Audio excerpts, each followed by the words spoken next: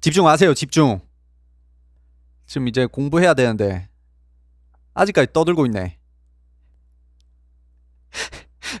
지가 지금까지 이상한 소리 해놓고 갑자기 공부한다고 뭐라 하네. 자, 오늘 첫 번째로 얘기를 좀 드리고 싶은 부분은 이제 반도체 랠리에 관한 부분입니다. 지금 반도체 랠리가 꾸준히 나오고 있죠. 너무나 강세입니다. 맞죠? 잘 잡으신 분도 계시겠고 안 잡으신 분도 계시겠고 그렇겠죠. 일단 첫 번째로는 지수가 이렇게 뚜렷하게 랠리를 이어가려면 필연적으로 100% 필연적으로 대형주가 이끌어야 돼요.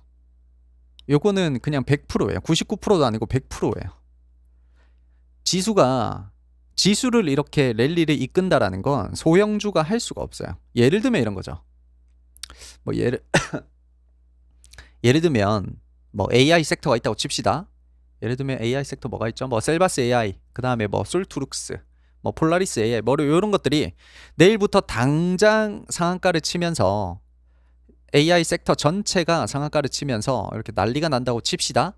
그래도 지수는 크게 변동이 없어요. 왜냐면 그 AI 섹터 자체가 몸집이 어떻기 때문이에요.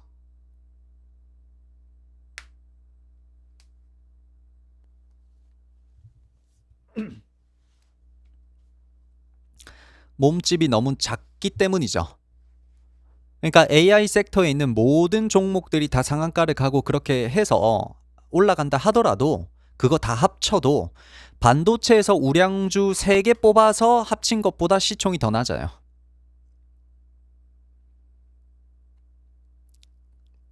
이해되고 있나요? 그래서 이런 랠리를 보여주려면 100% 필연적으로 대형주가 이끌어야 됩니다. 무조건. 이거는 무조건이에요. 그래서 우리가 화면에 지금 나와 있듯이 여기 6, 7월 달에 랠리가 한번 있었고 지금 9월 달에 랠리를 이어가고 있죠.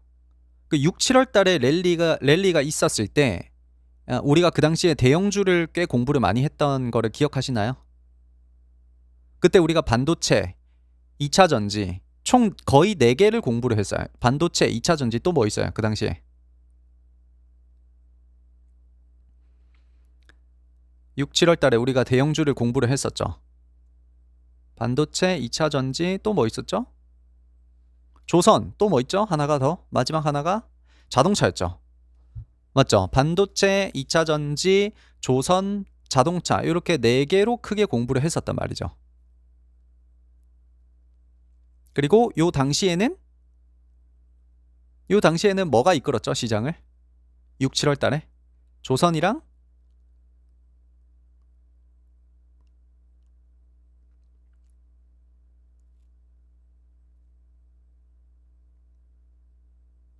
조선이랑 2차 전지였죠. 요 당시만 하더라도 반도체가 그렇게 강하지 않았어요. 기억나시는지 모르겠어요. 요 당시만 하더라도 맞아요. 거기 뭐야 방산도 있었죠. 방산도 있었고 원자력도 있었죠. 이 당시만 하더라도 반도체가 그렇게까지 강세는 아니었어요. 자동차도 마찬가지고. 근데 지금은 조선이나 2차 전지가 지금 쉬고 반도체가 이끌고 있죠. 그러니까 다시 정리를 하자면 이렇게 지수가 뚜렷하게 상승 랠리를 보여주려면 무조건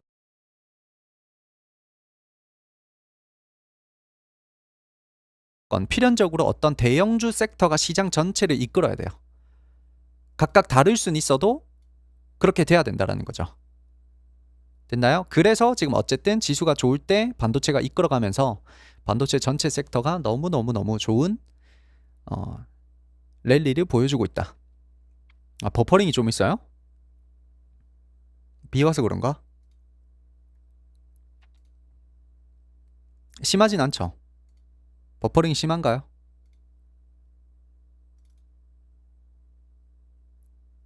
버퍼링 심해요? 미친 거 아니야? 뒤로 가기 잠깐 풀어드릴게요. 10초 뒤로 가기 풀어드릴게요.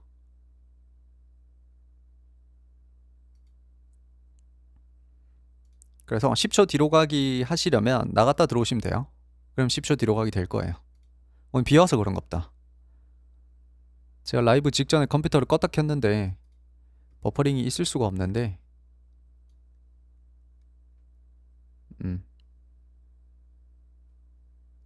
네이버 웨일로 들으면 또 괜찮아요?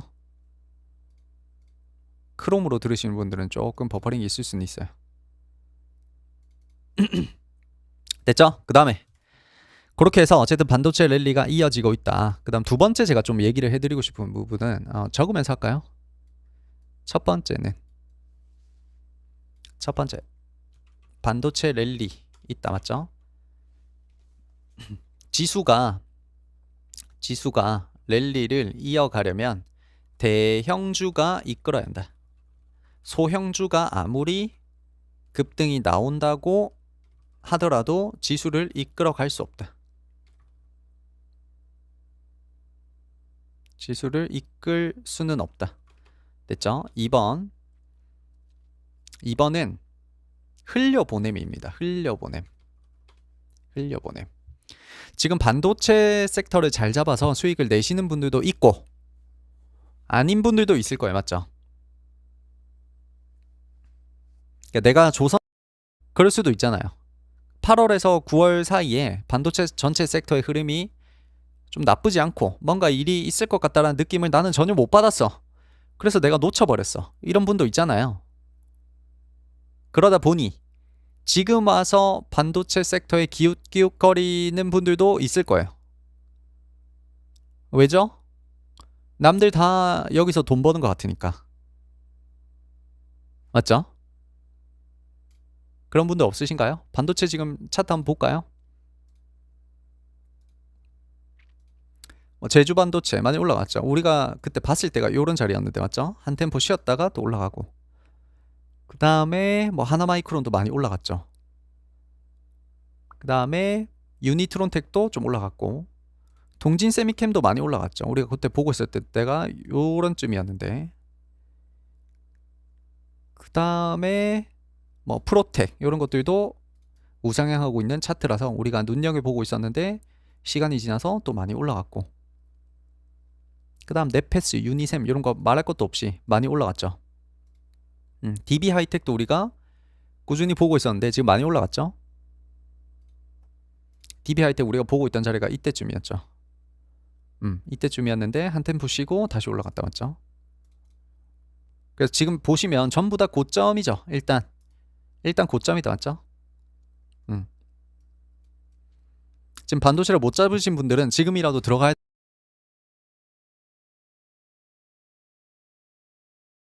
되나 안 들어가야 되나 좀 이제 기웃기웃거린단 말이죠. 이때 해야 되는 게 여러분들은 흘려보냄이에요. 흘려보냄. 사실 지금 반도체 섹터로 돈을 안 벌어도 우리 앞에 지금 펼쳐진 긴 주식 인생을 보면 이 반도체 지금 돈 버냐 안 버냐가 아무것도 아니거든요. 그냥 이런 상황은 우리 주식 인생 전체를 봤을 때 점 하나예요. 점 하나. 근데도 여러분들은 지금 당장에만 이 반도체 섹터에 관심을 가지다 보니까 지금 당장에만 이 반도체 섹터를 안 하면 무슨 큰일이 나는 줄 아는 거예요. 내가 타이밍을 놓쳤으면 그걸 인정하고 흘려보내야 됩니다. 그리고 다음번에 올 타이밍을 준비를 먼저 하고 있어야 되는 거예요. 우리가 조선으로 돈 잘 벌 때 조선 안 갖고 있던 사람들 지금 우리가 반도체에서 느끼는 마음 그 마음 그대로 느꼈을까요? 우리는 조선을 가지고 있었는데 조선을 안 가지고 있는 다른 대중들은 우리를 바라볼 때 어떤 마음을 가졌을까? 그거랑 똑같은 거예요. 속상했겠지. 조선 섹터가 이렇게나 좋은데 돈을 못 번 사람들 많았을 거 아니에요. 너무 마음이 속상했겠지. 근데 그 사람들은 반도체 준비를 잘 해서 지금 돈을 벌고 있으면 또이또이 한 거잖아요. 조선에서 돈을 못 벌었지만 반도체에서 벌면 되고 반대로 얘기하면 반도체에서 돈을 못 벌었지만 조선에서 많이 번 분들도 있을 거고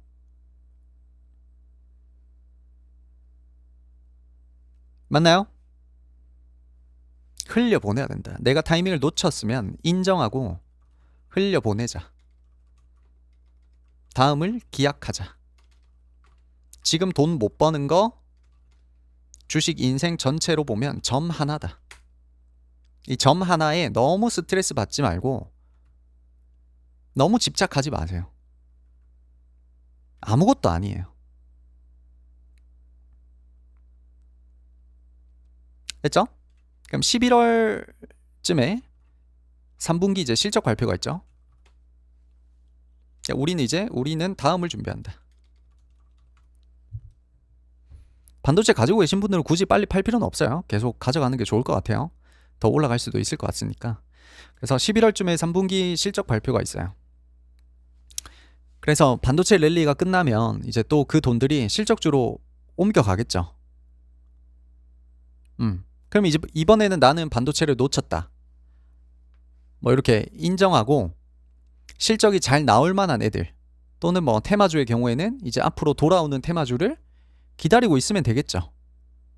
1년 안에 일어나는 모든 좋은 기회들을 다 잡으려고 하는 거는 욕심이에요. 욕심. 불가능하단 말이죠. 그걸 가능하게 하려면 한 100억이 있어야 돼요. 여러분들이. 그러면 모든 섹터를 다 할 수 있어요. 여유 자금이 많으니까. 모든 섹터에 돈을 다 집어넣을 수 있는 거죠. 근데 우리는 그렇게 못하잖아요. 그러면 모든 기회를 잡을 수가 없다는 걸 인정해야 돼요.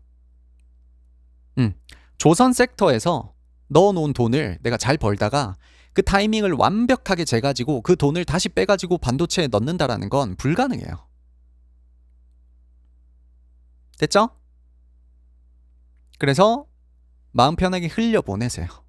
흘려보내고 다음을 기약한다. 정말 마음 편하게. 다음이라고 하면 이제 실적 발표가 있으니까 이런 거를 준비를 해야 되겠죠.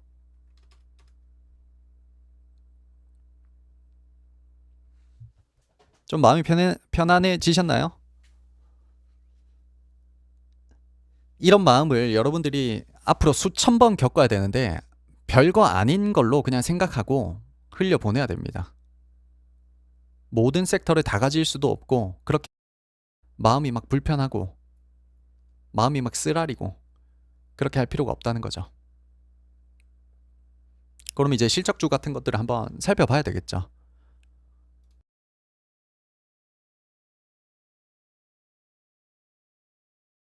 맞나요? 실적주를 볼 때는 웬만하면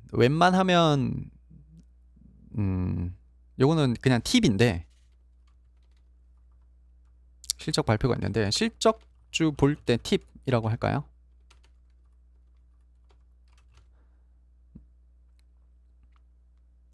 웬만하면 실적주 볼 때는 우리나라 기업들이 글로벌에서 꽤나 영향력을 미칠 수 있는 섹터 또는 그 종목으로 좁혀서 보시는 게 좋아요. 그러니까 전체 섹터를 다 돌릴 필요가 있어요, 없어요?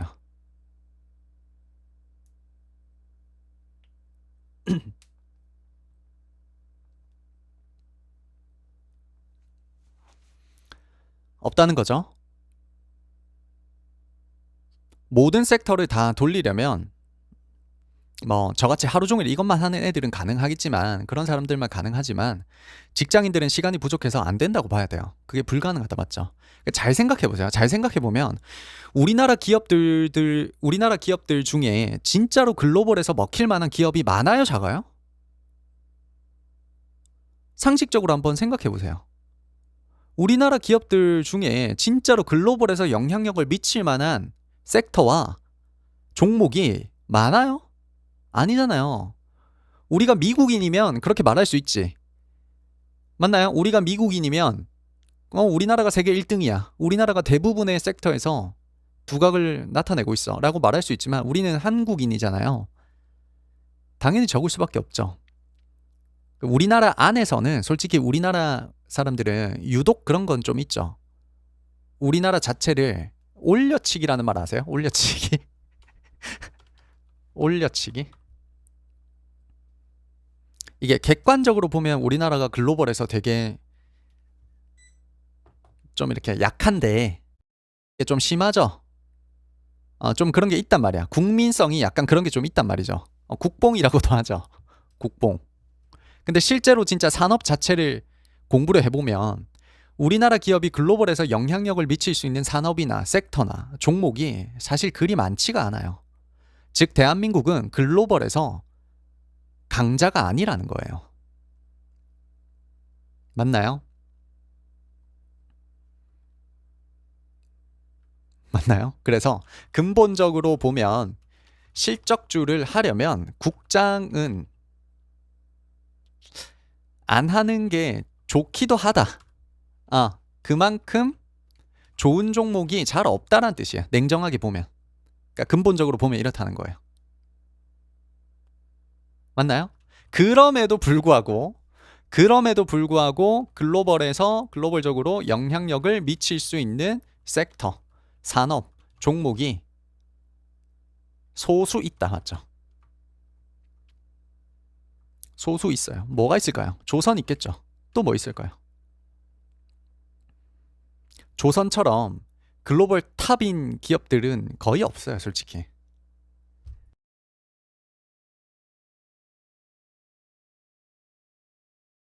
반도체도 있죠. 반도체도 그래도 아직까지는 뭐 시간이 지나면 어떻게 될지 모르겠다만 아직까지는 괜찮죠. 그 다음에 뭐 화장품, 엔터,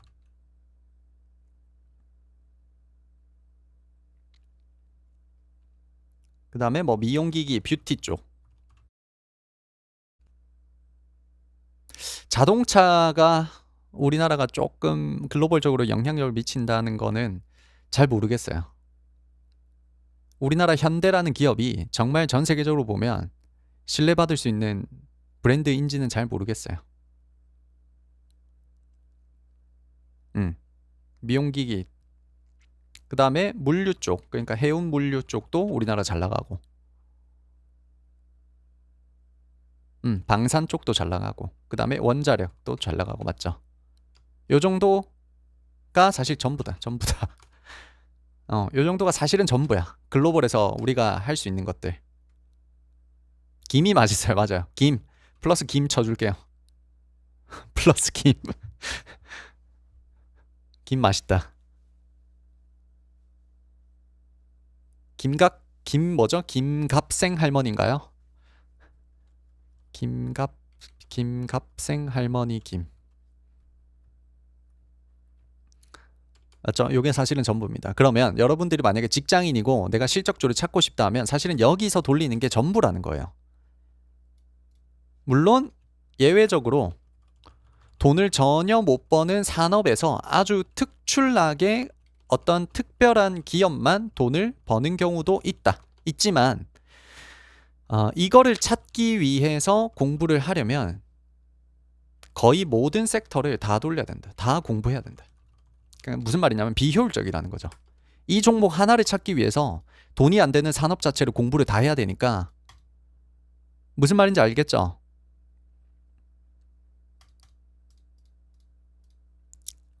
예를 들면 뭐랄까 메타버스가 있어요.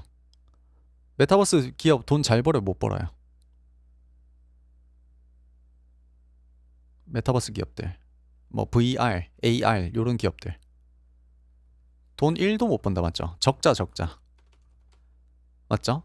근데 그 안에서도 잘 나가는 기업이 한 개는 있을 거야 라고 해서 메타버스 섹터 산업을 싹 다 공부하기에는 너무 비효율적이라는 거지. 이거 하나 찾으려고, 이 기업 하나 찾으려고. 맞나요? 근데 조선을 내가 공부를 하면 이 안에서 한 3등주, 4등주만 골라도 결국 돈은 되죠. 주가는 올라가니까. 화장품이나 엔터, 미용기기, 해운물류, 방산, 원자력 마찬가지로 이 안에서 1등주를 내가 못 골라내더라도 돈은 벌 수 있죠. 그러니까 훨씬 효율적이지. 공부를 하면 할수록 돈을 벌 확률이 훨씬 높아지는 거죠. 그래서 만약에 내가 직장인이고 실적주를 좀 찾아내고 싶다 하시면 글로벌적으로 영향력을 미칠 수 있는 섹터나 산업에만 집중을 하시는 게 좋아요. 여기까지는 이해가 됐죠? 엔터 적었나? 엔터 적었죠. 엔터도 우리나라 K-팝이 우리가 1990년도, 2000년대 한번 생각해 보세요. 우리나라 노래가 빌보드 차트 1위를 할 줄을 누가 알았겠어. K-팝이라는 게 전 세계를 쥐락펴락할 줄 누가 알았겠어요? 말이 안 되잖아, 맞죠? 말이 안 돼. 그때는 진짜 상상도 못할 일이 지금 일어나고 있는 거죠.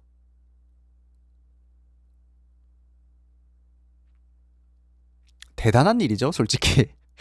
솔직히 K-팝 이 지금 문화를 만든 뭐 수장들, 뭐 SM이나 뭐 YG라든지 JYP라든지 나머지 중소형 기업들도 마찬가지고 이 K-팝이라는 문화 자체를 만들어낸 자체가 진짜 기적이에요, 기적. 맞죠? 그래서 좀 소수의 글로벌 섹터만, 글로벌적으로 통하는 섹터만 집중하는 게 좋겠다. 이런 것들이 있는데 이걸 다 할 필요도 없죠. 솔직히 반도체 안 해도 되죠. 그냥 엔터 하나만 잘해도 되죠. 나는 엔터를 잘 모르겠어. 나는 노래를 듣는 사람도 아니야. 나는 BTS가 누군지 나발인지 모르겠어. BTS가 몇 명인지도 몰라. 그럼 엔터 안 해도 되죠.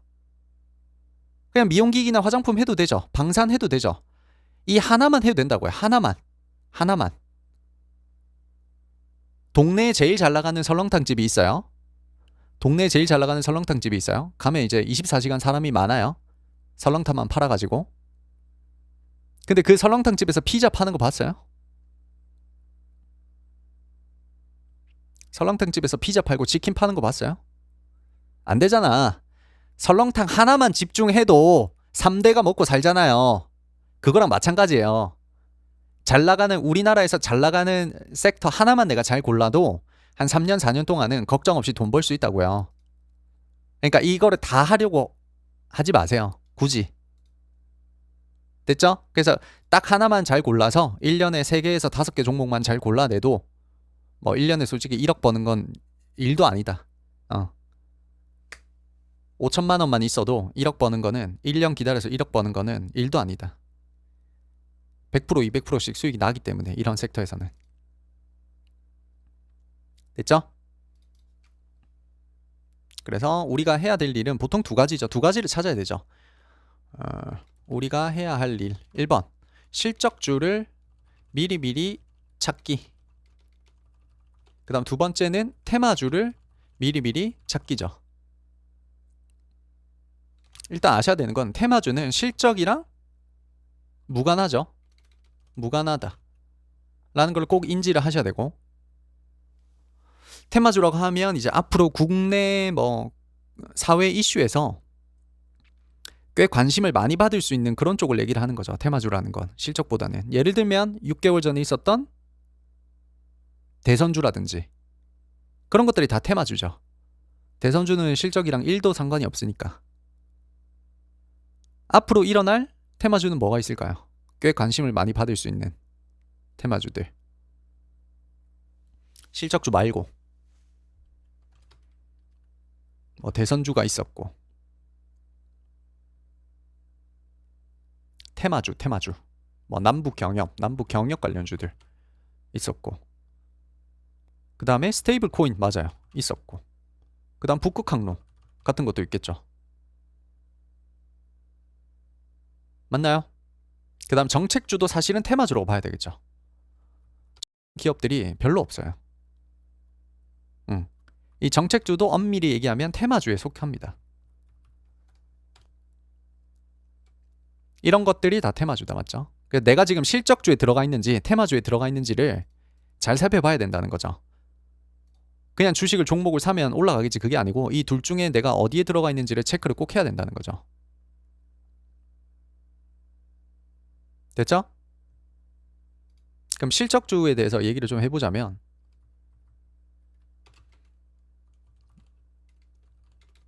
뭐 예시죠. 예시 어떻게 공부를 하느냐. 뭐부터 할까요? 주사제 뭐 또는 필러, 보톡스 이런 것들부터 할까요? 일단 국내 시장에서 원탑 또는 글로벌적으로 꽤 상당히 의미 있는 돈을 벌고 있는 애들부터 이제 살펴볼 수 있는 거죠. 1번 뭐 있을까요? 빼놓을 수 없는 80만 리서치 80만 리서치가 있죠. 파마 리서치가 있죠. 파마 리서치는 뭐 피부 재생 쪽이죠. 피부 재생 리쥬란을 팔고 있죠. 돈 진짜 잘 벌고 있죠. 앞으로도 더 잘 나가겠죠. 파마 리서치 한번 볼까요? 파마 리서치. 그러니까 앞으로도 주가가 더 올라간다라는 건 어떤 느낌이냐면, 여기서 이렇게 어떤 느낌이냐면, 보세요. 이것만 보면 주가가 진짜 많이 올랐죠. 이거 하나오션이거든요, 지금. 얘만 보면 지금 주가가 이미 너무 많이 올랐잖아요. 근데도 뒤에서 뭘 만들어요? 살짝 올랐다가 또 내려오고, 또 살짝 올랐다가 또 내려오고, 박스를 또 길게 만들어가죠. 이렇게 박스를 길게 만들어가고 한 템포 더 랠리를 이렇게 또 준단 말이죠. 이럴 확률이 높아요. 그러니까 실적이 받쳐주는 애들은 요 느낌이 굉장히 많이 나온다고. 들어올리고 3개월 4개월 쉬었다가 다시 들어올리고, 만약에 하나오션이 실적이 또 받쳐준다, 그럼 여기서 박스를 또 만들고 또 올라가겠죠. 그게 언젠지는 모르지만 그 파마 리서치도 그럴 확률이 높죠. 실적이 계속해서 받쳐주고 더 많이 돈을 벌 거라면 여기서 박스 만들고 또 올라가겠죠. 이해되고 있나요? 승자 독식이라는 말 아세요? 승자 독식. 승자 독식.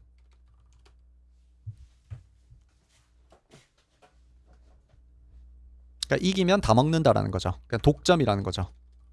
요즘이 좀 승자 독식이 많이 생기고 있죠, 산업들이. 일단 1등으로 올라서면 2등, 3등과의 격차가 많이 생기는 이제 그런 식으로 더 좀 가고 있죠. 요런 게 많이 생기고 있다. 엔비디아도 마찬가지고. 맞죠? 내려갈 수도 있죠. 내려갈 수도 있지만 이제 확률상 따져보는 거죠. 경험상 돈을 계속 벌고 있을 거라면 여기서 뭐 대충 뭐 여기까지 떨어진다, 이거는 불가능합니다. 얘가 만약에 지금 파마 리서치를 보시면, 실적을 보시면 여기서 이제 2,000억 벌다가 2,600억, 3,500억 벌다가 올해는 지금 컨센이긴 하지만 5,500억 벌고 있죠. 맞나요? 그러면 내년에 만약에 내년에도 뭐 6,500억, 7,000억을 벌 거라면, 그 가정이 맞다면, 정말로 그렇게 될 거라면 여기까지 내려오는 거는 불가능합니다. 절대 안 내려와요.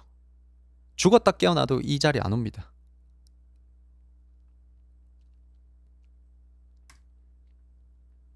그러면 여기서 대충 박스 만들고 다시 올라갈 확률이 높겠죠. 지금도 많이 올라왔다고 하지만 실적이 받쳐준다면 계속 올라가니까. 잘 생각해보면 우리 애플이나 구글 같은 애들이 한 10년 전에 이런 차트가 만들어졌겠죠. 10년 전에도 이런 차트가 만들어졌겠죠. 그 당시에도 사람들이 야 비싸다, 이거 안 된다, 비싸다 했겠죠. 근데 지금 어때요? 예를 들어서 애플이 10년 전에 한 주당 60만 원이라고 가정을 해볼게요. 그 당시에도 비싸다고 막 했겠죠. 근데 2020년도 되면 어떻게 돼요? 그 당시에도 막 60만 원 이거 비싸다, 이거 더 못 올라간다, 어쩌고 저쩌고 해도 시간이 지나면 지날수록 그 60만 원이란 돈이 아무것도 아닌 식으로 그냥 뭐 300만 원, 400만 원까지 가버리는 거죠. 그러니까 예시를 들어서 그렇게 하는 거예요. 그러니까 이 주가가 만약에 이 리쥬란이라는 애가 어떤 특별한 문제가 없는 이상 이 지금 63만 원이라는 가격이 나중에 5년 뒤에 10년 뒤에는 아무것도 아닌 돈이 돼버릴 수가 있어요. 나중에는 뭐 300만 원, 400만 원 갈 수도 있는 거죠, 논리상. 그러니까 지금 당장에만 보면 우리가 이걸 높다라고 생각을 하지만 미래를 예측을 해야 되는 거죠. 미래에 어떤 돈을 벌어들일 것인가. 그러면 이게 싼지 비싼지가 결정이 되는 거죠. 삼양식품처럼. 맞아요. 정확합니다. 삼양식품 이 당시에 너무 비싸 보이잖아요. 맞나요? 이 당시 60만 원이었어요. 삼양식품 여기서 불닭볶음면으로 너무 비싸 보여요. 여기서 점상도 찍었어요. 점상. 너무 비싸 보이죠. 근데 시간이 지나면 어떻게 돼요?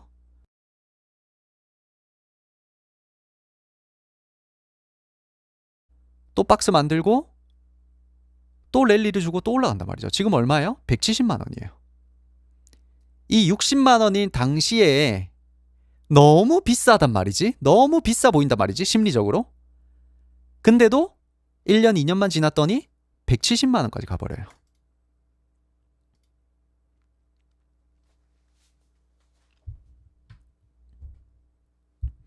이런 게 파마 리서치나 APR에서 일어날 확률이 높아요. 앞으로. 그럼 솔직히 여러분들 다 떠나서 파마 리서치나 APR 두 종목만 지금부터 그냥 한 달간, 두 달간 여기에서 일어나는 모든 일을 추적하고 모든 일을 다 공부를 해요. 그럼 이 둘 중에 내가 하나를 선택할 수 있는 지식이 갖춰졌어요. 그럼 다른 섹터들, 뭐 반도체든 2차 전지든 그냥 다 제끼고 싹 다 제끼고 이 둘 중에 하나만 골라도 내가 1년, 2년 기다리면 돈 벌 확률이 높죠. 제 말이 이해가 되고 있나요? 설렁탕 하나만 잘해도 3대가 먹고 살잖아요. 피자집도 해야 되고 치킨집도 해야 되고 이자카야도 해야 되고 그렇게 안 해도 된다고. 그러니까 제가 말하잖아요. 지금 반도체 올라가는 거 이거 안 해도 된다고. 이거 안 해도 여러분들 주식 인생에선 돈 벌 수 있는 기회가 수천, 수백만 가지가 널려 있다고요.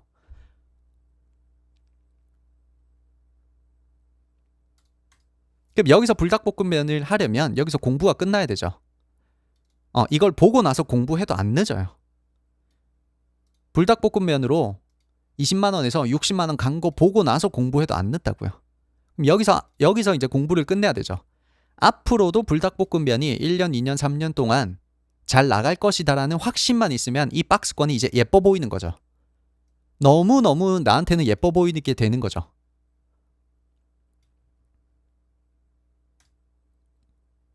이 작업을 할 수 있어야 된다. 실적주를 하려면. 됐나요? 그럼 파마 리서치 같은 애들도 있고, 맞죠? 그 다음 또 뭐 있죠? 휴젤 같은 것들 있죠. 휴젤 무슨 기업이죠?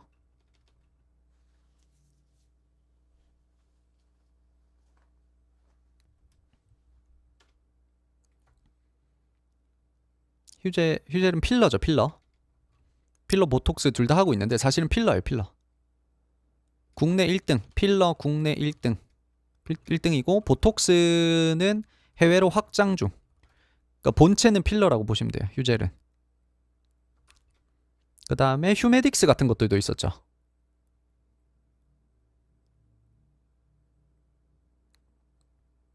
맞나요? 기억나나요? 저번에 한번 했는데.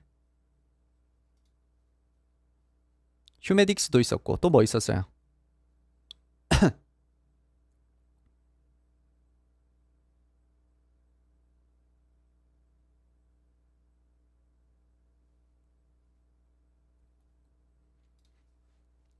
바이오 플러스. 그 다음에 동방 메디컬. 뭐 이런 것들이 있었죠. 휴메딕스도 필러죠. 필러. 됐나요? 이런 걸 이제 미리 찾아두는 거죠. 휴젤 지금 통합 차트가 좀 지저분하니까 이렇게 볼게요. 그럼 휴젤은 이 자리에서 박스권을 만들 수도 있죠. 여기서 올라갔으니까 이 자리에서 박스권 만들 수 있잖아요. 그러면 이 자리에서 체크를 한번 해볼 수 있죠. 양봉 뜨면 여기서 무너져도 괜찮죠. 양봉 뜨고 무너지고 또 잡아주면 또 하다 보면 쑥 올라갈 거예요. 실적이 잘 나오고 있죠. 2,800억, 3,100억, 3,700억, 4,500억. 영업이익도 1,000억, 1,100억, 거의 1,200억, 1,600억, 2,200억.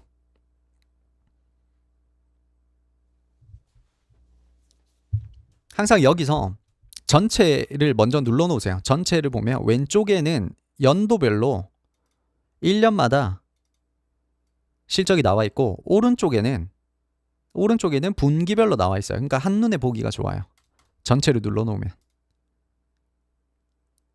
그러면 각 연도별로 어떻게 실적 변화가 있었는지, 그리고 최근 4분기, 5분기, 6분기 동안에 어떤 실적 변화가 있었는지를 볼 수가 있어요. 그러면 올해 작년 12월에 매출이 좋았고 영업이익도 좋았고 올해는 살짝 깎였어. 맞죠? 살짝 깎였는데 올해 2분기에 또 1,100억으로 올라서면서 아주 퍼펙트한 영업이익을 보여줬죠. 그리고 3분기에는 더 벌 것이다라고 지금 추정을 하고 있는 거죠. 애널리스트들이. 여기 E는 뭐예요? E. E가 뭐예요? E.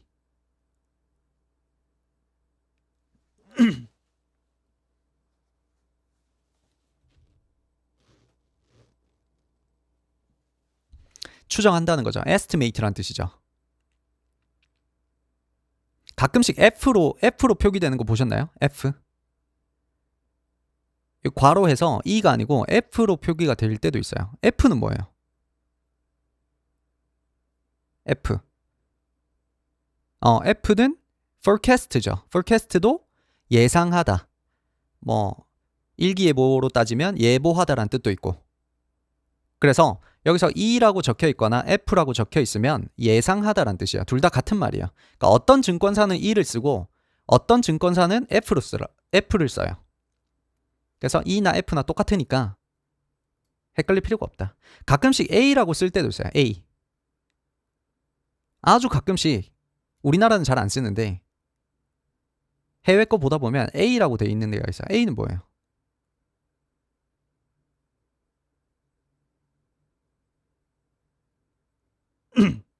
맞아요. actual이라고 해서 실제 확정된 분기다 이렇게 되는 거예요.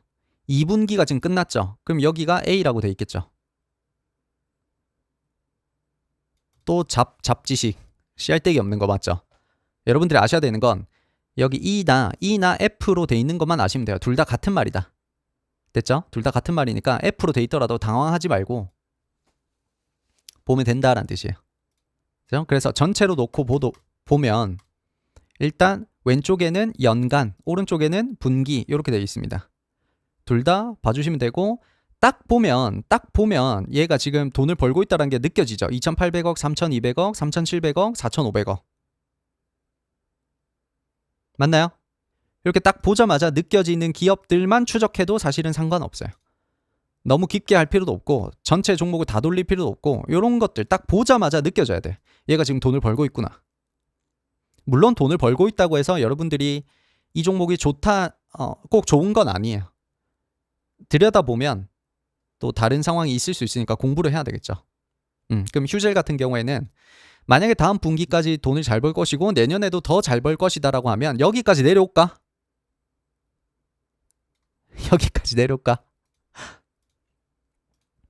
여기까지 안 올 가능성이 너무너무 높죠. 대충 진짜 못해도 여기나 여기서 뭔가가 보여줄 거라고요. 100%. 그러니까 이런 자리부터 모아가는 거예요. 그게 다야. 돈 벌 수 있는 방법이 이게 단데 일단 이 종목이 돈을 잘 벌고 있다는 것 자체를 여러분들은 모르기 때문에 이런 종목을 발굴을 못하는 거야. 그걸 어떻게 알 수 있는데요? 그냥 이거 보면 되죠. 그냥 재무제표 하나만 봐도 얘가 돈을 벌고 있는지 안 벌고 있는지를 알 수 있는데 이 자체가 귀찮은 거야. 그럼 만약에 휴젤이 여기서 우리가 돈을 잘 벌고 있다는 걸 체크를 했어요. 그러면 여러분들은 지금 휴젤이라는 종목을 잘 몰라요. 그럼 뭐 해야 돼요?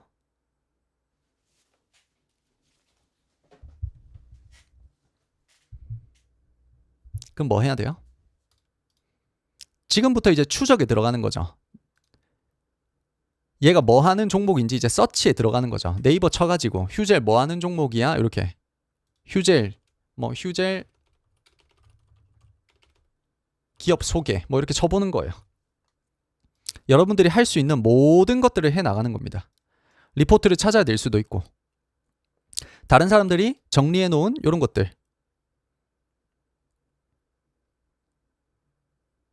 많죠? 지금 블로그 카페만 하더라도 엄청나게 글이 많잖아요. 그럼 휴젤 쳐가지고 이 사람 글을 썼네. 휴젤 주가 현재 시총 상위 종목 중 하나로 분류되는 기업 뭐 이런 거 있고 이런 것들은 AI로 썼네요. 딱 보면 글 자체가 정성이 없고 딱 AI로 썼다는 느낌이 들죠. 이 사람 지금 생긴 거 보세요. 경민님이 자기 프로필 사진 보세요. 이거 지금 사람 같으세요? AI 같으세요? 딱 봐도 AI잖아. 그럼 그냥 패스하는 거야. 이런 블로그들은 하등 볼 게 없어요.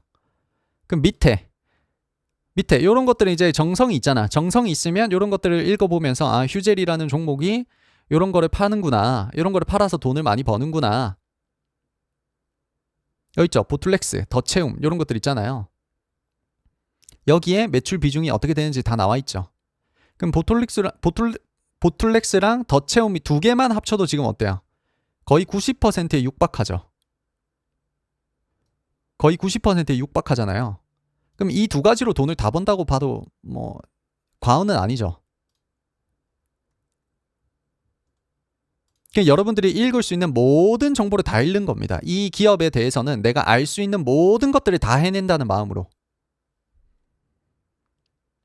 그럼 나중에는 많이 읽다 보면 이렇게 블로그 제목이나 딱 들어가자마자 내용만 보더라도 이 사람이 얼마나 여기에 대해서 진심인지 아닌지를 알 수 있어요. 됐죠? 이런 걸 봐놓고 이게 좋다.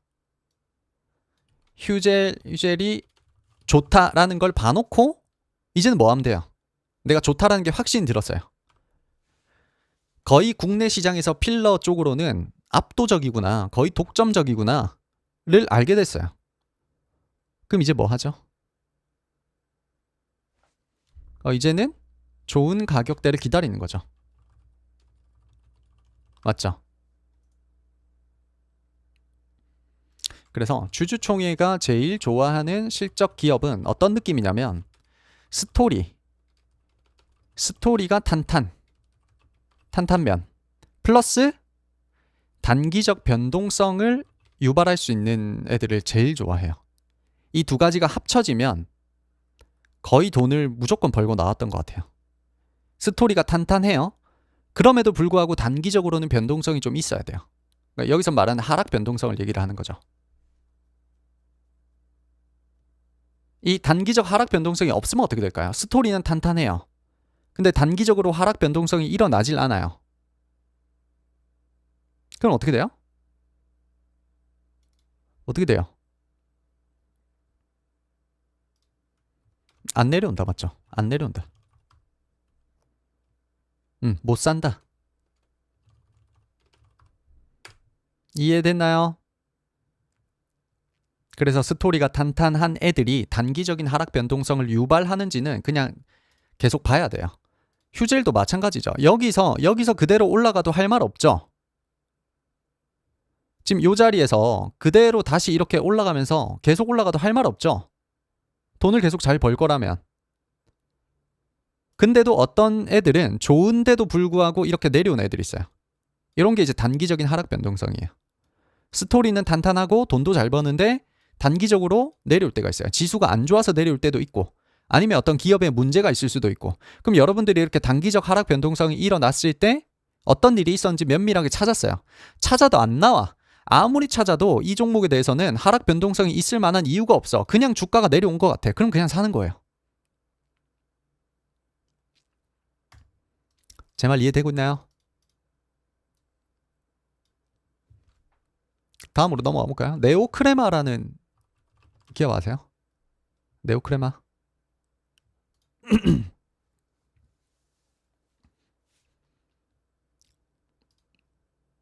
스토리가 탄탄하다는 건 실적이 당연히 잘 나온다는 뜻인데 실적을 뒷받침할 수 있는 어떤 제품의 스토리라든지 서비스의 스토리를 얘기를 하는 거예요. 예를 들면 필러라든지 보톡스 같은 경우에는 그 해외 그 누구죠? 이름이 갑자기 기억이 안 나네.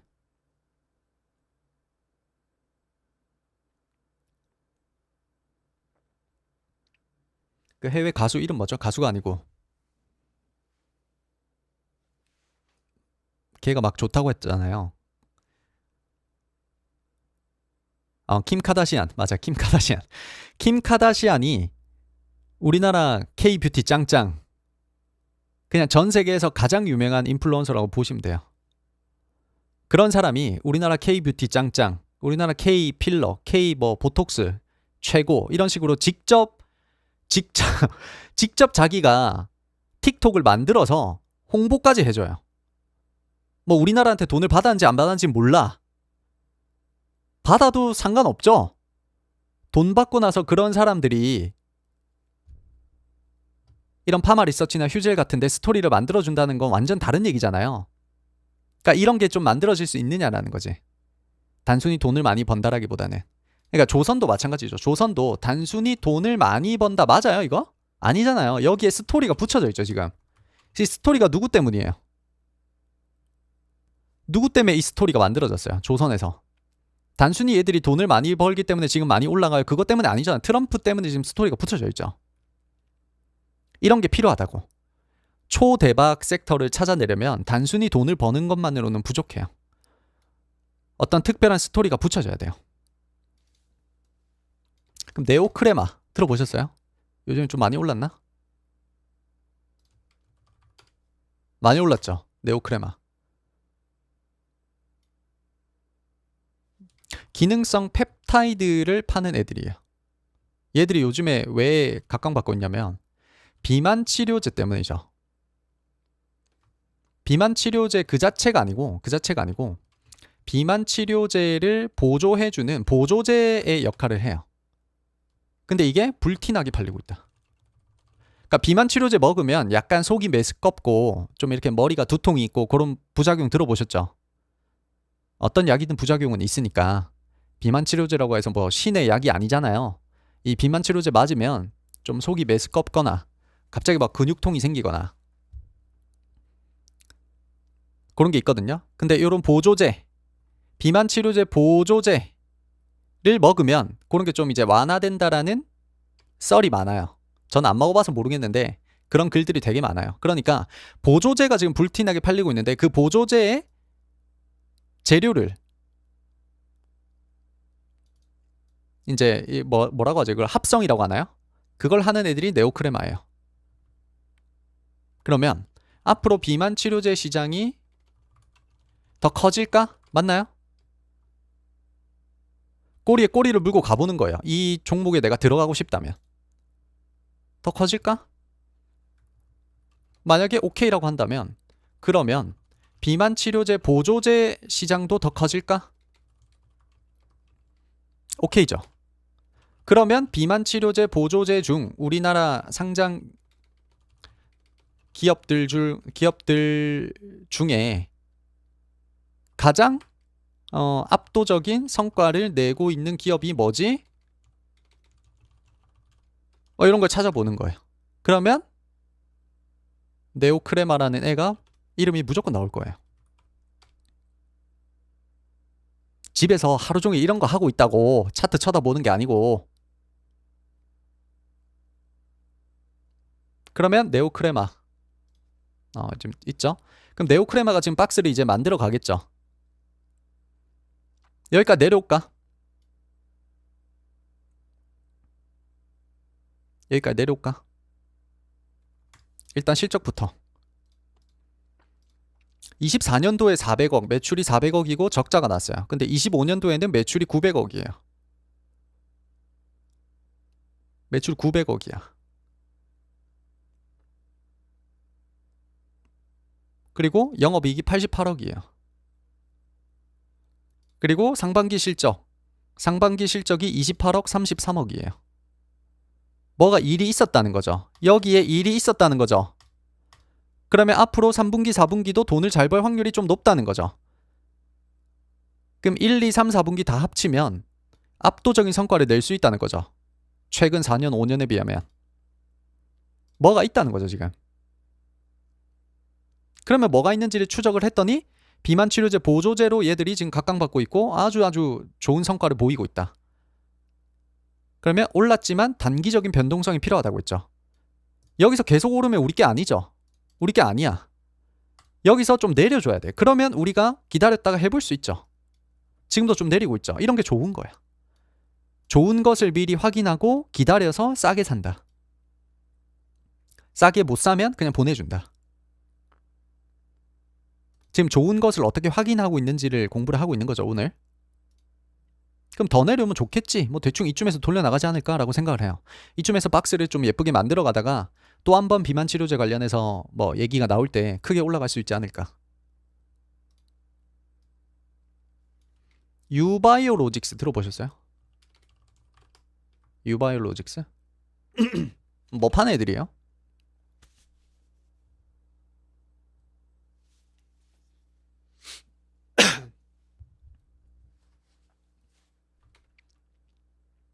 콜레라 백신 파는 애들이죠. 유바이올로직스 콜레라 백신 파는 애들이에요. 경구용 백신이라고 할까요?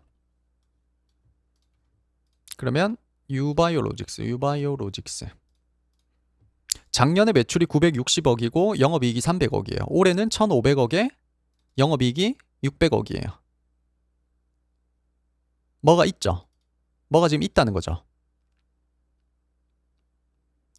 경구용 콜레라 백신을 팔고 있는 애들이에요. 근데 콜레라 솔직히 우리나라에서 콜레라 걸린 사람 봤어요? 요 근래에 들어서 국내에서 콜레라 걸린 사람 봤어요? 걸린 사람 봤냐? 지금 주변에 콜레라 걸린 사람 한번 손 들어보세요. 나 콜레라 걸렸다. 없단 말이죠. 요즘에 콜레라 누가 걸려요? 안 걸린단 말이죠. 우린 안 걸리잖아. 그러면 콜레라 백신을 이렇게 많이 찾는다라는 건 누가 찾는다라는 거예요? 꼬리에 꼬리를 물고 계속 가보는 거죠. 우리나라에서는 콜레라를 안 찾아. 그쵸? 유니세프에서 이걸 사간다. 유니세프 향 99%예요. 매출이. 그러면 유니세프에서 이걸 사서 어디에 줄까요? 뭐 개발도상국이나 아니면 아프리카 쪽으로 가겠죠. 아프리카. 맞나요? 그리고 찾아봤더니 유니세프에서 콜레라 경구용 백신으로 유바이오로직스 거밖에 안 산다. 이거 무슨 말이에요? 유니세프에서 콜레라 경구용 백신을 매년 몇천억씩 사고 있는데 뭐 몇백억씩 사고 있는데 유바이오로직스 거밖에 안 사요. 그럼 독점이죠. 뭔데? 너무 좋은데? 맞죠? 라고 하면 안 된다는 거죠. 독점이라고 해서 무조건 좋은 게 아니다. 여러 가지 자료들을 찾아보면 인도에서도 콜레라 경구용 백신 내년부터 출시. 그러면 경쟁률 심화. 그리고 유니세프 단독 매출이라는 거죠. 이 말은 무슨 말이에요? 의존도가 너무 높다. 유니세프에서 이거 안 사주면 어떻게 된다는 거예요? 이 기업은.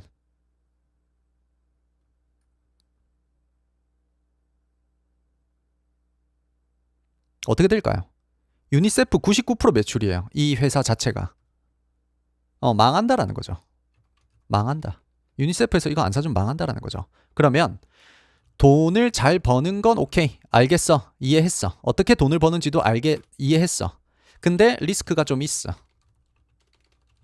그러면 안전마진을 작게 가져가야 돼요? 크게 가져가야 돼요?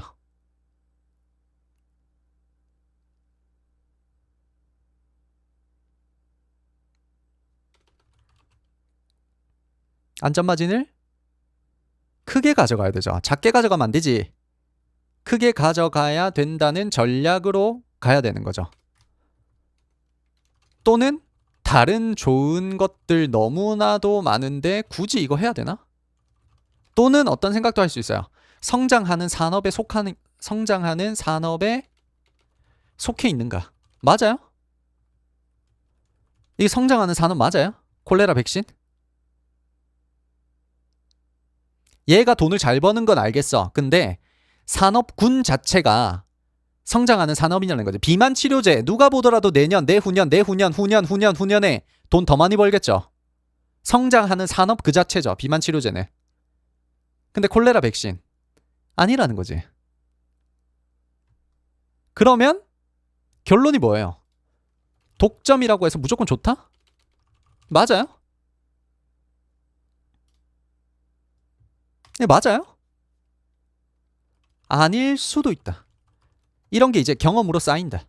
공부를 많이 하면 할수록 산업군을 공부를 하면 할수록 경험으로 이제 점점 쌓이기 시작하는 거예요. 그럼 유바이오로직스로 인해서 독점이라는 게 무조건 좋은 게 아닐 수도 있다라는 경험 때문에 다른 산업군을 공부할 때도 독점일 때도 약간 의심을 해볼 수 있는 거죠. 계속 이 경험이 피드백이 되는 거니까. 그러면 만약에 유바이오 로직스를 하고 싶어. 지금도 돈을 잘 버니까 우상향을 좀 하고 있는 것 같아. 그러면 내가 만약에 안전마진을 크게 주려고 했다면 여기까지 내려와야 되죠. 안전마진을 말 그대로 크게 잡아야 되니까. 이 중간 어디에서 돌려나간다고 해서 할 수가 없는 거지. 그만큼 리스크가 있으니까. 5천억짜리고 돈 잘 버는 거 알겠는데 리스크가 좀 있어. 안전마진을 좀 크게 잡아갈래? 라고 해야 되는 거죠. 어떤 식으로 하는지 이해되나요?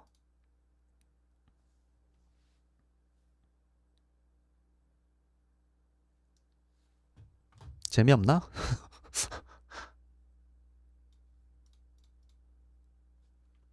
RFHIC라는 기업 들어보셨어요? RFHIC? RFHIC. 지금 되게 잘 나가고 있죠. RFHIC. 통신장비 쪽이에요. 맞아요. 통신장비, 무선 통신장비 뭐 이쪽이에요. 5G 뭐 이쪽이에요. 그리고 전력반도체. 엄밀히 얘기하면 무선 통신 전력반도체. 반도체 그 자체를 이제 만드는 기업이죠. 뭐 5G도 연관이 돼 있고, 맞죠? 뭐 방산, 레이더 이쪽도 연관이 돼 있어요. 그래서 돈을 잘 벌고 있어요. 돈을 잘 벌고 있을 때는 항상 공부가 되어 있어야 되죠. 왜 돈을 잘 벌지? 왜 자꾸 올라가지? 공부가 되어 있으면 단기적으로 변동성이 생겼을 때 내가 살 수 있는 거죠. 공부가 안 돼 있으면 못 사는 거지. 그럼 찾아봤더니 무선 통신 전력 반도체의 수요가 높다. 플러스 자회사가 잘 나간다. 자회사도 돈을 좀 벌고 있다. 그래서 실적이 좋아지고 있다. 뭐 이렇게 내가 결론을 찾았어요. 한번 볼까요, 실적? 작년에 매출이 1,100억, 올해는 1,600억. 영업이익은 장난 없죠. 영업이익 장난 없죠.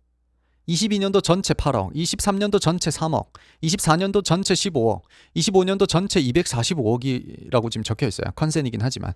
그리고 1분기, 2분기 봤을 때 합쳐서 37억 플러스 83억이에요. 총 120억 정도가 벌었어요. 1분기 합쳐서 120억 정도 벌었다고요.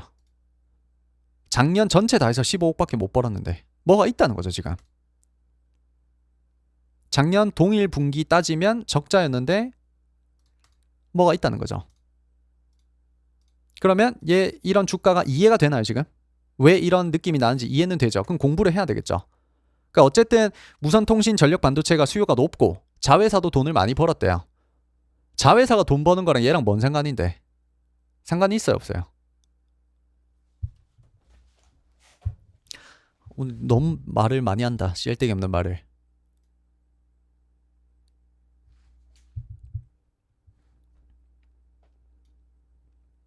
자회사가 돈을 많이 벌면 연결에다가 반영이 되죠. 이거 저번 시간에 제가 그거 편집하다 보니까 질문이 좀 나오더라고요. 채팅에. 제가 못 봤는데 연결이랑 별도 이건 모르는 분 계신가요? 모르면 1번 한번 해보세요. 잠깐만 설명하고 넘어갈게요. 이거 재무제표 볼 때 연결이랑 별도랑 나 지금 잘 모른다.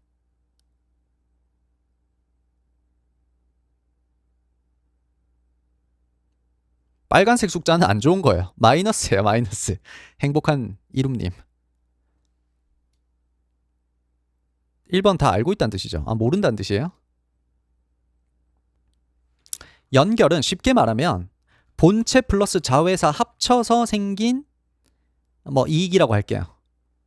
뭐 매출 이익이라고 합시다. 이해됐나요? 별도는 그럼 뭐예요? 누구만일까? 별도는 누구만일까요? 연결은 본체랑 자회사 합쳐서 생긴 매출과 이익을 얘기를 하는 거고, 별도는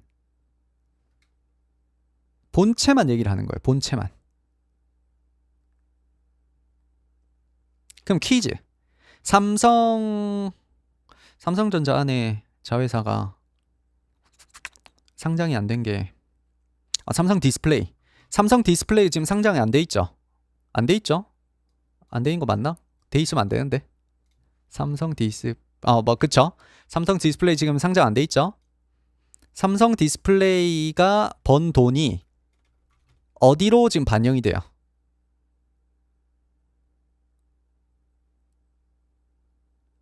재무제표상 샘숭전자가 에서 반영이 돼요. 그것도 연결해서 봐야 되겠죠. 어렵지 않죠? 실제로 이렇게 된다는 거예요. 물론 삼성전자가 삼성디스플레이 가진 지분만큼만 반영이 돼요. 60% 가지고 있으면 60%만 반영이 되는 거예요. 삼성전자 재무제표에. 그러면 삼성전자 단독, 별도죠. 단독이 아니고 별도를 누르면 뭘 보겠다는 거예요. 이거 내가 뭘 보겠다는 거야. 삼성전자 본체의 매출 이익만 보겠다는 거죠. 자회사들 다 제외. 어렵지 않죠? 그러면 평소에는 연결, 별도, 중 뭘로 봐야 하나요? 뭘로 봐야 돼요?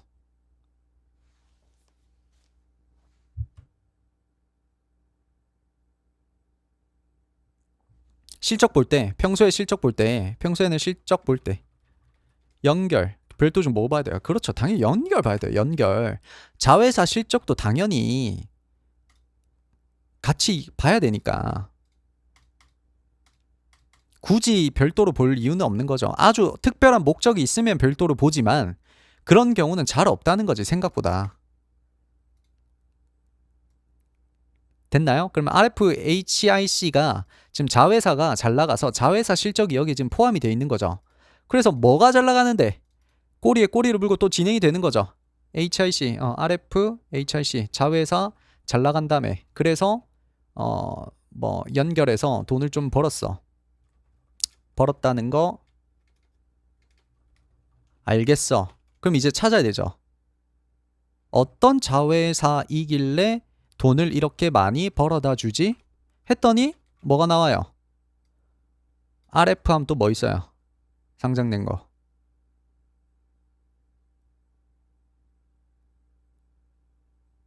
그렇죠. RF 머티리얼즈가 나와야 돼요. 얘가 돈 잘 벌고 있다. 돈 잘 벌고 있으면 주가가 어떻게 될까요? 올랐을까 내려갔을까?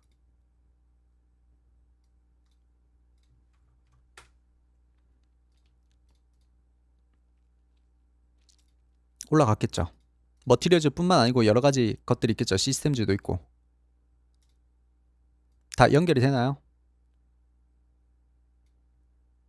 RF 머티리얼즈는 뭐 팔까요? RFHIC는 무선 통신용 반도체, 전력 반도체를 파는 애들인데 RF 머티리얼즈는 뭐 팔까요? 그러니까 사실 이름에서 나와 있죠.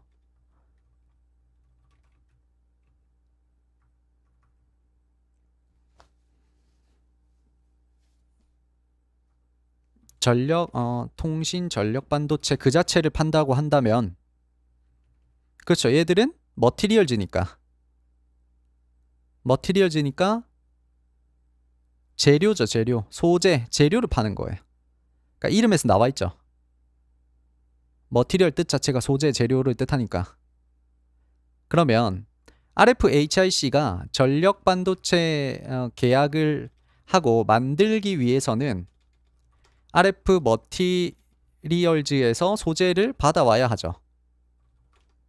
두 개가 연결되어 있는 게 보이시나요? 그러니까 RFHIC가 잘 나가면 RF 머티리얼즈가 잘 나간다는 게 자동으로 돼버리는 거죠.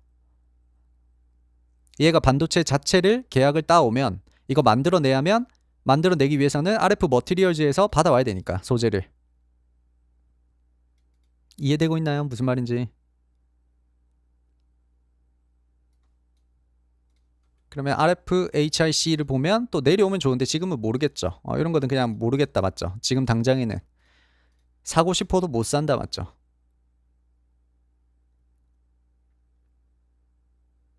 달바 글로벌 들어보셨어요? 달바 글로벌? 이제 마지막으로 하고 끝낼게요. 생각나는 것만. 달바 글로벌. 어떻게 생기지 한번 볼까요?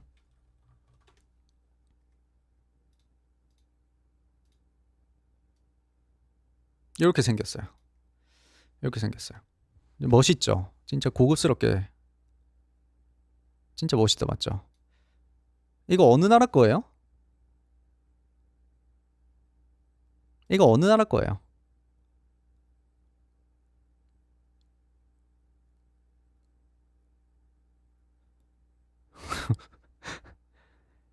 실제로 여러분들 주변에 이거 달바 글로벌 어느 나라 거냐고 물어보면 뭐라고 대답하는 줄 알아요, 사람들?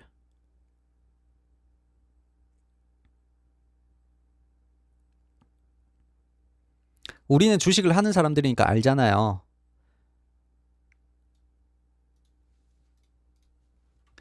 실제 주변인들한테 물어보면 해외 거 아니야? 라고 대답을 해요. 이거 무슨 말이에요, 이거? 이거 뭔 말이야, 이거? 지금 이게 의미하는 게 뭐예요? 이거 되게 중요한 거거든요.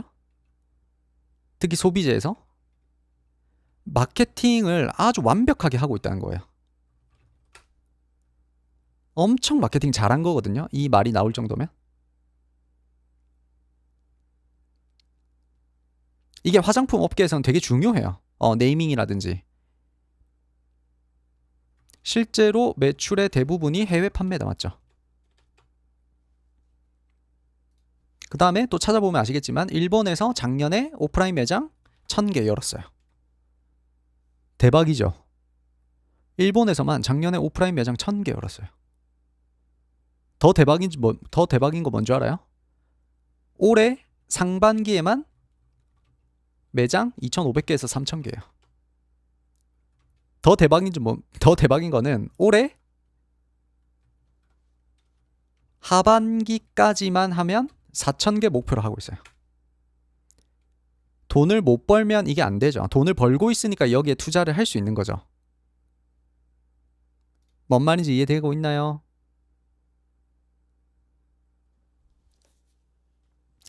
이해되고 있나요?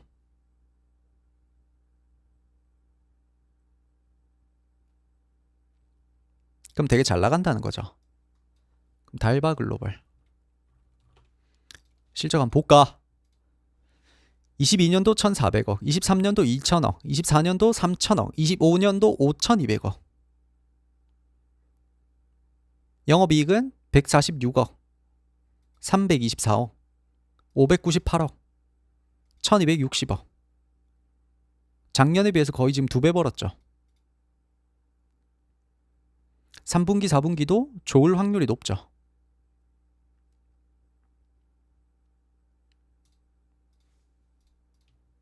좋은 것을 확인을 했어요. 맞죠? 얘가 지금 돈을 잘 벌고 있다는 거 확인을 했어요. 어디서 돌려나갈지는 아무도 몰라. 하지만 대충 여기까지는 안 올 거 아니에요. 완전 바닥까지는 안 올 거 아니야. 돈을 직접 진짜 잘 번다면. 그러면 요런 자리나 요런 자리에서 돌려나갈 확률이 높겠죠. 그럼 내가 좋아하는 자리까지 기다려서 차근차근 내가 좋아하는 패턴이 나오면 모아가면 되겠죠. 지금도 여기서 쌍바닥 만들면 1차 매수 한번 해볼 수 있죠. 나쁘지 않지. 떨어지고 잡아주면 또 하면 되지. 그러다가 요런 자리에서 돌려나가겠지. 앞으로 한 2, 3개월 남았으니까 실적 발표까지. 그리고 이거를 그냥 무작정 사는 게 아니고 사고 있는 와중에도 이 달바 글로벌 관련해서 찾을 수 있는 모든 글들, 보고서들, 리포트들 다 찾아가지고 다 읽어보면 되겠죠. 그럼 확신이 들어. 아, 얘들 돈 좀 벌겠다. 그리고 사놓고 한 3개월, 4개월 기다려서 50%, 100% 먹고 나오면 되죠. 그게 다야. 실적적으로 돈 버는 방법은 이게 다예요.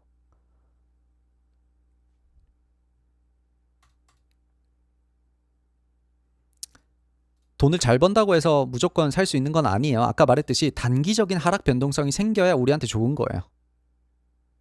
그게 없으면 좀 하기 힘들다. 됐나요? 오늘 여러 가지 얘기들을 많이 했는데 주주총회가 하루 종일 집에서 뭐 하는지를 계속 설명을 드리고 있어요. 요거를 집에서 혼자서 할 수 있으면 돼요.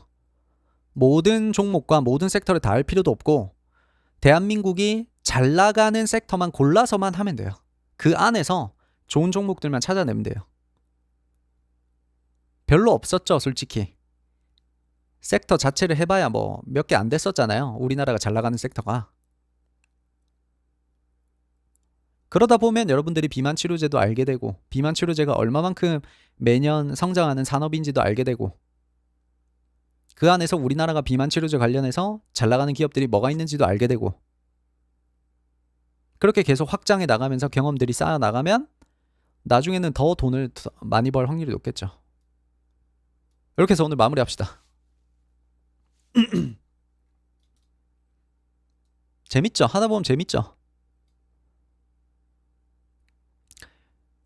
리포트도 다 찾아보시나요? 읽을 수 있는 모든 것들을 다 읽어야 됩니다. 정말 지독하게만큼 다 읽는다고 생각하시면 돼요.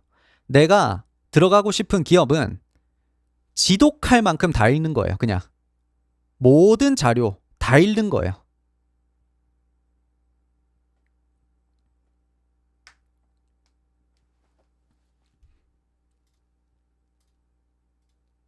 이미 옳은 것들이라고 해서 굳이 놔줄 필요는 없어요. 이미 옳은 것들을 공부를 해놓고 단기적인 변동성이 생겼을 때 들어가는 것도 되게 좋은 전략이에요. 아까 말했듯이 뭐가 있었죠? 파마 리서치나 뭐 APR 같은 애들. 잘 나가는 애들이 앞으로도 더 잘 나갈 확률이 높아요. 잘 안 되는 것들이 잘 될 확률보다는 이미 잘 나가는 것들이 앞으로도 더 잘 될 확률이 높아요. 그거를 감안을 한다면 아까 파마 리서치 같은 애들이 지금은 우리가 이걸 비싸다고 느끼지만 5년, 10년 뒤에는 아까 삼양식품처럼 170만 원, 200만 원, 300만 원 가 있을 확률도 높아요. 이 산업에서 계속 살아남는다면, 그리고 지금과 같이 돈을 많이 번다면 APR 대표가 여기서 자만해가지고 이상한 짓 해가지고 이 기업을 경영을 잘 못해서 돈을 많이 못 벌어. 그럼 내려오겠죠, 당연히. 근데 그게 아니라 APR 대표가 정말 앞으로도 자만하지 않고 잘해서 더 많은 돈을 창출해낼 수만 있다면 지금 주가 20만 원은 점이라고요. 점. 나중에 보면 아무것도 아닌 돈이야. 아무것도. 나중에 한번 보세요. 정말 이 기업이 잘 되면 이 20만 원이란 돈이 아무것도 아닐 겁니다. 나중에는 120만 원이 갈 수도 있어요. 잘 나가는 애들이 더 잘 될 확률이 높아요. 컨센이 없을 때는 그 1분기, 2분기를 합쳐서 3분기, 4분기를 예측하는 방법이 있는데, 그거는 이제 그 산업에 대해서 또는 그 종목이 좀 안정적으로 그 실적을 낼 수 있는 종목이냐 산업이냐를 먼저 봐야 되겠죠. 그러니까 한번 잘 됐다가 잘 안 되는 기업들도 많아요. 그러니까 그런 것들은 좀 추적하기 힘들죠. 그래서 공부를 해야 되겠죠. 이 APR이 지금 뭐 팔아요? 뭐 팔고 있어요? 예를 들면 이 APR이 지금 뭐 팔고 있어요?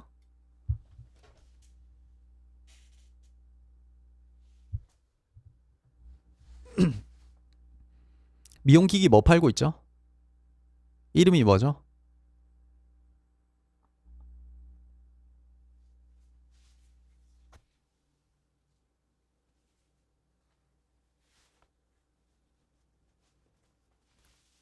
메디큐브라고 하죠. 맞나요? 그러면 그 메디큐브라는 제품이 제품명이 메디큐브인가? 메디큐브. 제품명 자체는 다른 걸로 알고 있는데.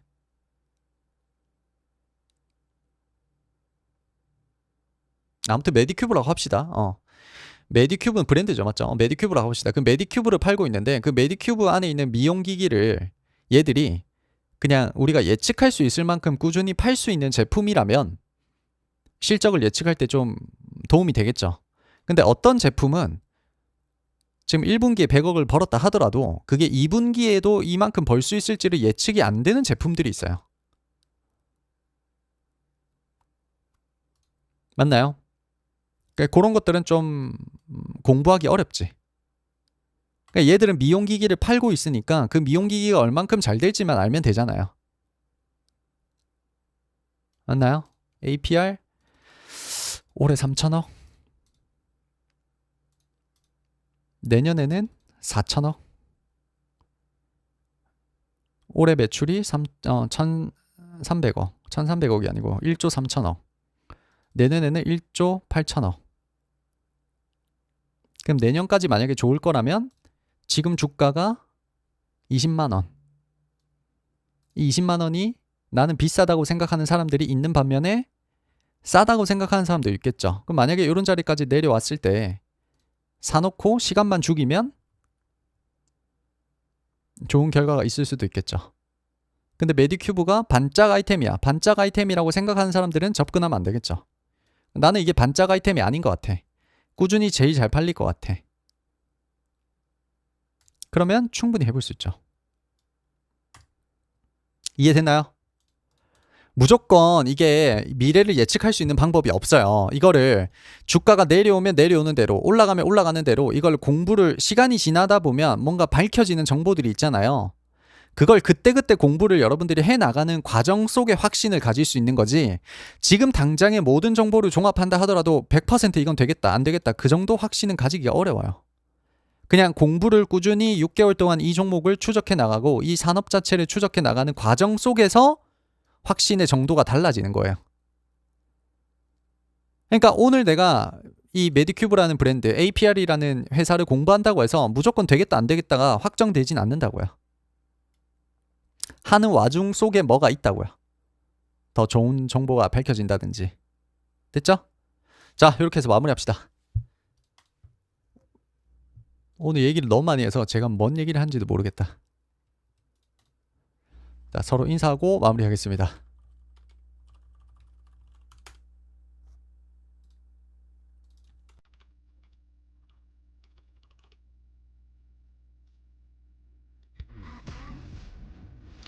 테마주를 하는 거는 이런 거랑 좀 다르죠. 테마주는 북극 항로 특강을 보시면 그런 식으로 접근을 해야 돼요. 실적이랑 거의 상관없이 북극 항로 특강 다들 보셨죠? 그 영상에 있는 것처럼 추적을 하면 이제 테마주로 가겠다는 거예요.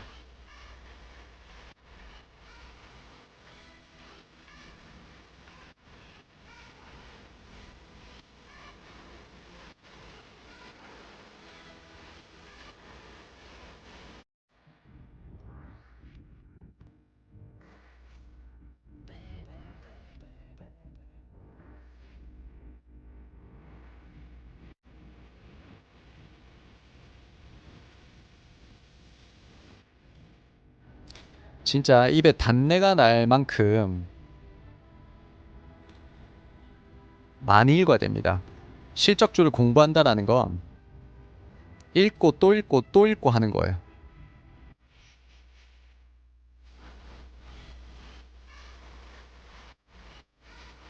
그래서 실적주를 하시는 분들은, 그냥 제 개인적인 생각인데,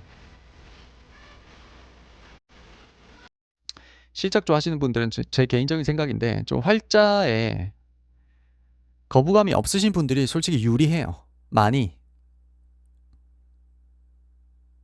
예를 들면 뭐 대학 입시 공부라든지, 아니면 뭐 대기업 입사 공부라든지, 아니면 뭐 고시 공부라든지, 그런 조금 딥한 공부들을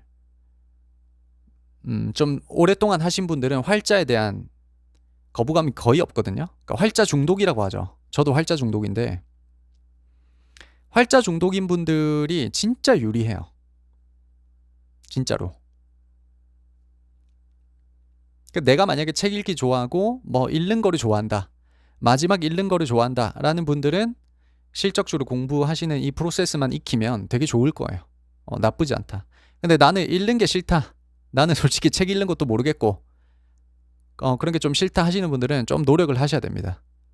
안 그러면 그냥 남들이 설명해 주는 것들, 남들이 정리해 주는 것들만 따라가야 되고, 어쩔 수 없죠. 자기 장점을 살려야 되니까.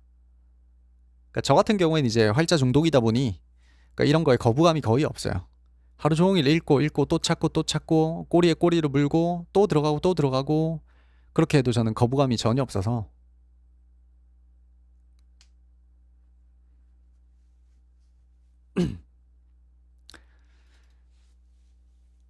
자, 이렇게 끝내겠습니다. 오늘 화요일이죠? 맞아요. 정확합니다. 경영진이 자주 바뀌거나 돈을 잘 벌고 있더라도 경영진이 자주 바뀌거나 하는 기업들은 또 체크를 따로 해야 돼요. 네, 고생하셨습니다. 방송 종료하겠습니다.